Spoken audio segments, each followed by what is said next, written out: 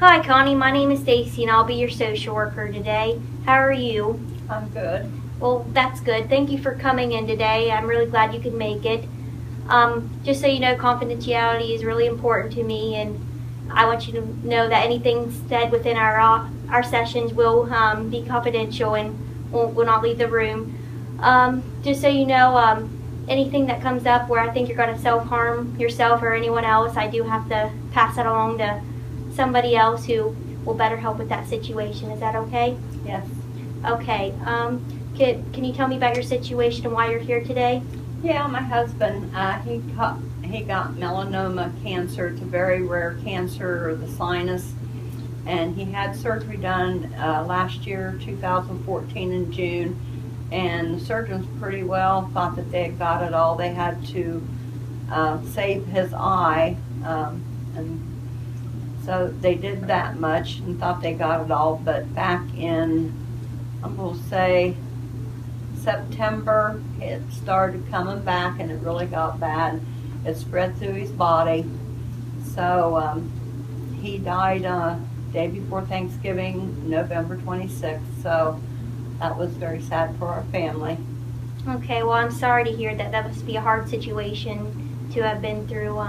How did you cope through it during that time? Well, coping's not very easy to cope with the death of your spouse, but I have family to back me up, and my grandkids, and they keep me pretty busy, and my job keeps me busy.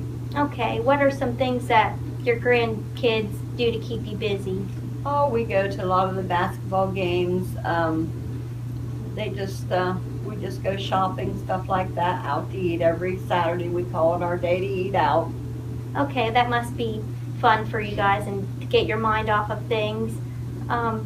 What is your goal to hope to get out of this meeting? Well, I know that, it's hard. I mean, I'm a realtor. He was a realtor plus auctioneer. And when you got both incomes coming in plus the Social Security and our pensions, it was pretty well. We were okay. And then when I lost him, they took all of my Social Security and only give me $76 more onto his, which I only get $1,276. My house payment was $1,300. They also cut my his pension in half, so I only get $110 on that.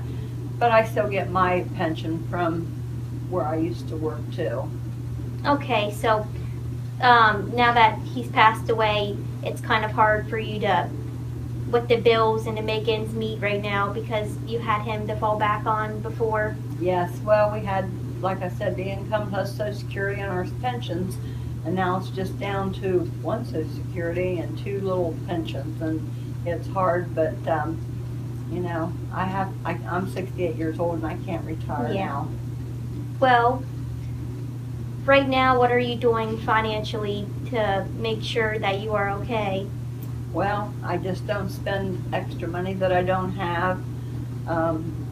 We go out to eat. Mostly my daughters buy my dinner, which helps me a lot. I don't want them to, but they insist, so they help me quite a bit. Well, that's good that they're helping you out with that. I mean, it's nice to have family members to be there for you in this time. Have you thought about any resources to help you through your situation right now? Well, Genesis in Ohio State, where we had the doctor bills, they helped us out tremendously, but the money that is left over from our insurance, it just doesn't. There's still bills out there, and there's no way I can pay them. So they're kind of working on it with me, but they're just outstanding bills that's not going to get paid. Okay. Now, I realize you have some outstanding bills that can't be paid. What are you doing to try to help with that? Is there anyone else who can help you? Oh, if I need help, my family's there to help me. Even my friends would help me if I need it. But they've got families of their own, so I don't want to depend on them to take on the burden of mine. Well, yeah, I understand that. You don't want to feel the burden of having someone else depend on. Well, have you thought about going into any grieving counseling, any financial counseling to help? He was in hospice, they do send me things to come, but with the type of job that I have now, that I really have to work, and I have to be available when the customers call me to look at property. So right now is a busy time, but during the fall, maybe it'll slack off and I can do that. So right now you're just a little too busy to look into some counseling to help with yourself. Right, because I really have to make the money in order, and you know, a realtor doesn't make money, it's all commission, so if I don't sell a house, I don't get money. Okay. Well, until then, what are some things that you're doing to cope with everything? No, just like I said, keeping busy and doing things with the family and friends. Okay. So maybe during, you said the fall time, you're not as busy, Yeah, correct? it's starting down to be holidays and people, Yeah. you know, kind of concentrate on that instead of buying a home. But I mean, it's not rare that people don't buy homes. It's just not the busy season. So maybe during the fall time, you can start looking at some resources if you still need them. You know, it's just a thought. Yeah, I mean, I'm not opposed to doing that. It's just right now I've got to keep my head above water. That's understandable. Well, for right now, it's good to always set some goals and to achieve them. So during this first meeting, I was wondering if you would want to set yourself a goal to achieve. Well, my goal is to get back on track and just, you know, go on with my life. Well, that's good. Well, we can set up some more meetings and see how your progress is going and achieve some more goals on the way and keep climbing up and, you know.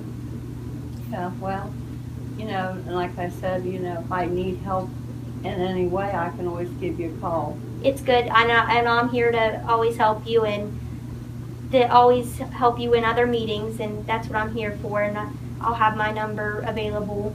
Okay. And maybe if you want, your family members can come in and I can talk with them also. Okay, well, my 2 daughters would probably do it. My son's pretty busy too, so Okay. he's not the type of person to do that. But I mean, if I need him, he's there.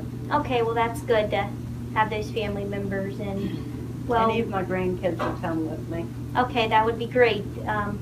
Well, I think we got, this first meeting was good and we set up some goals. I appreciate it. Yeah, you're welcome. Okay. Well, thank you, and I hope to see you again next time. Okay, well, thank you Okay, for thank- taking your time. Yeah,